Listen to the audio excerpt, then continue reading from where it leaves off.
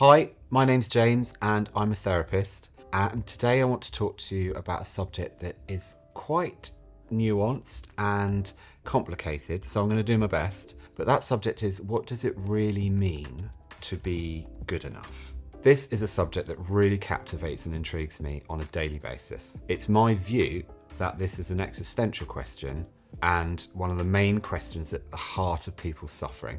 I tend now to strive to say, I am enough, or you are enough, rather than good enough these days. It just feels like it implies less quality judgment when talking about a human being. Now, it's ultimately down to semantics, I know, so however you phrase it, I feel the sentiment's unanimous. We are, as individuals, enough. But what does this mean? And how do you know if you are?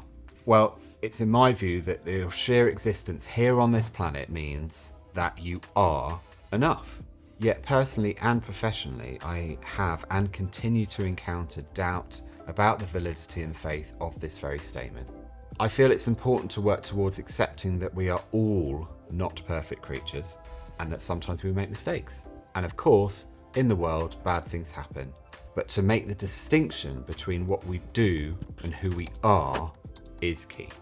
This probably sounds very philosophical and spiritual in nature, because in many ways it is. But I feel that the more people are able to work on accepting, liking, and even loving themselves for who they are, the less suffering would be experienced.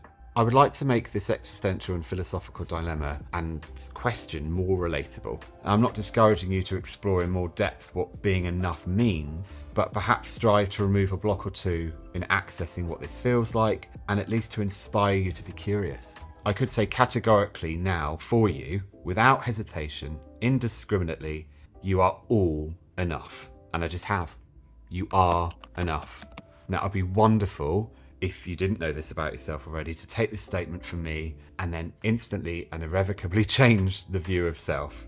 Yet I fear it would be remiss of me to expect this to happen. It's my lived experience that staying connected to this notion is a daily practice and a very unique journey for people to undertake. With that said, it's helpful to understand, in my opinion, some universal contributing factors as to where the self-doubt and faulty thinking that you are not enough may come from. Now, I think this is a highly debatable subject, and a little disclaimer here that this is my view based on my experience both personally and professionally, and it's not a black and white answer, so bear with me. I believe that we are all born with an internal force, now some might call this the ego, which is responsible for the area of thinking which is based in fear and limitation. This relates to the innate humanness we possess to not be perfect, but I think this part of us is activated by childhood and our exposure to life itself, and it's where self-blame and criticism originate.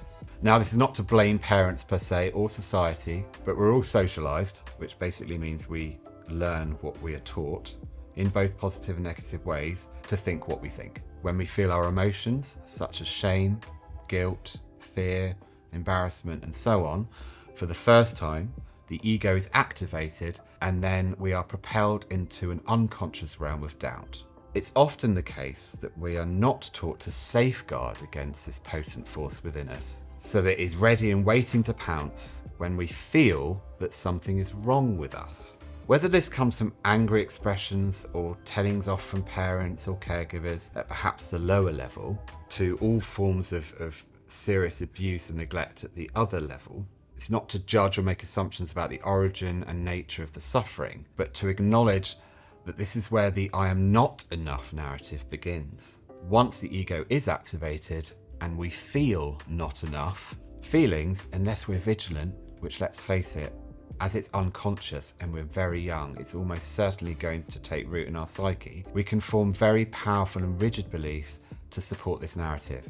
And it can then influence on myriad levels as we progress through our lives and in our relationships with self and others. That is, until we get to question it and ask questions such as, what if I am enough? What if I'm wrong? Or that others have been wrong? What if, although I was loved, there were some errors in my thinking? So now what? Well, if we feel that perhaps we have been misled by others or society, or that we have only just thought about it now, or that we've been trying to accept that we are enough for years, do we understand what it truly means? And here is what I feel to be true. We have to relearn what we've been taught, reframe, rehash, deconstruct our old beliefs and start again. And say that we are not defined by what we do, what we achieve, what we own, where we live, our childhoods, our suffering, and so forth. This is not who we are. Now, I just want you to hold this in mind. We have always been enough, but we lost sight of this. Deep down, I think we actually know this to be true, so we have to wake up and remember. A baby doesn't believe that it's not deserving of love, that it's not deserving to be fed, that it shouldn't be taken care of. A baby doesn't feel that they're not enough.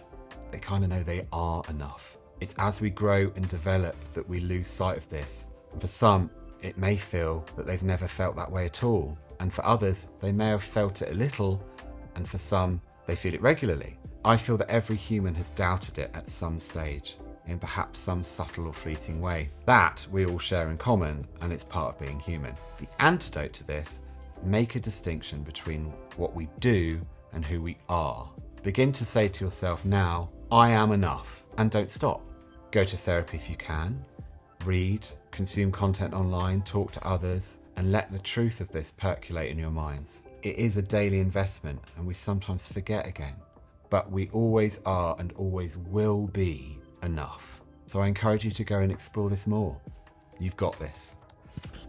I'm James, and I'm a therapist and clinical supervisor working with individuals and couples in private practice. You can find me on Instagram at James Penney Therapy, or check out my website jamespennytherapy.co.uk.